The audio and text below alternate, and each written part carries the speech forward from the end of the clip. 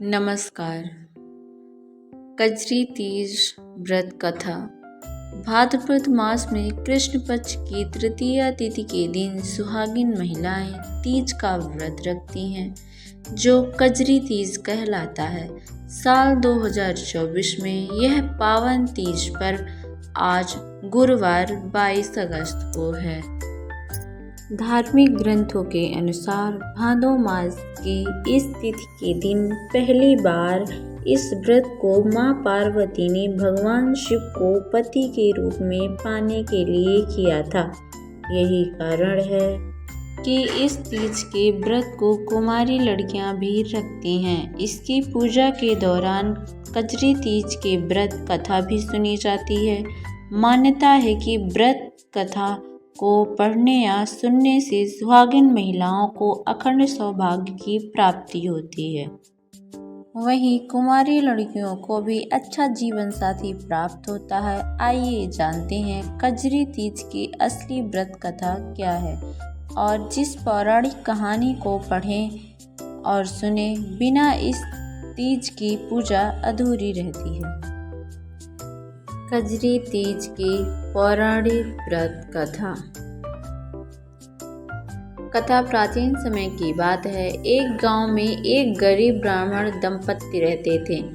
उनकी हालत इतनी दयनीय थी कि जैसे तैसे वह केवल 2 वक्त का भोजन ही कर पाता था। ऐसे में जब भाद्रपद महीने में तृतीया तिथि की कजरी तीज आई तो ब्राह्मण की पत्नी ने कजरी तीज व्रत रखने का संकल्प लिया और उसके तीज माता का व्रत रखा है। ब्राह्मणी ने ब्राह्मण से कहा, सुनो जी, आज मेरा तीज माता का व्रत है, आप कहीं से चने का सत्तू लेकर आओ। इस पर ब्राह्मण बोला,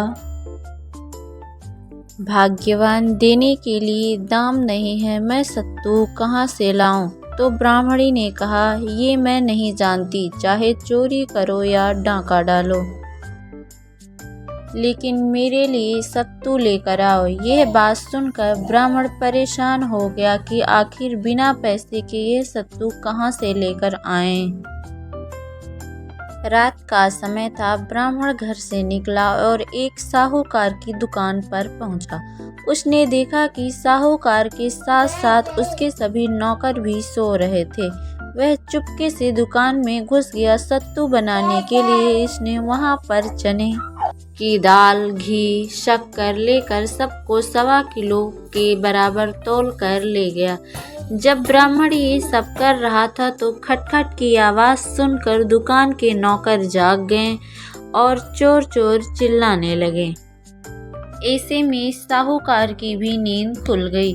उसने ब्राह्मण को देखा और उसे पकड़ लिया। साहूकार की गिरफ्त में आए ब्राह्मण ने बहुत ही विनम्रता से कहा, हे साहूकार, मैं चोर नहीं हूँ। मेरी पत्नी ने कजरी तीज का व्रत किया है। मैं केवल 1.25 किलो सत्तू लेने आया था, लेकिन सत्तू ना मिलने पर सत्तू बनाने की 1.25 किलो सामग्री लेकर जा रहा था। आप मेरी तलाशी लेकर देख लीजिए। इस पर साहूकार ने उसकी तलाशी ली। उसके पास के सामान के अलावा कुछ नहीं मिला।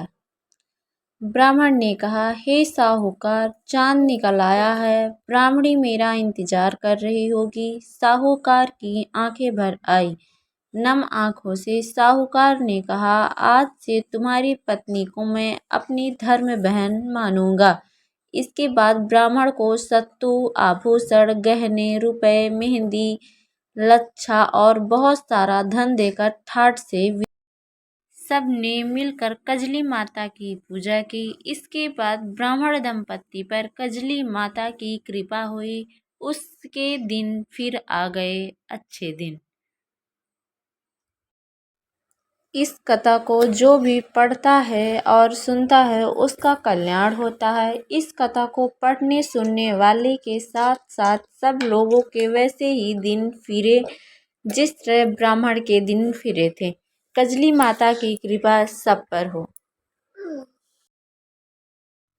अगर आपको वीडियो अच्छा लगा हो तो वीडियो को लाइक और चैनल को सब्सक्राइब करना मत भूलिएगा।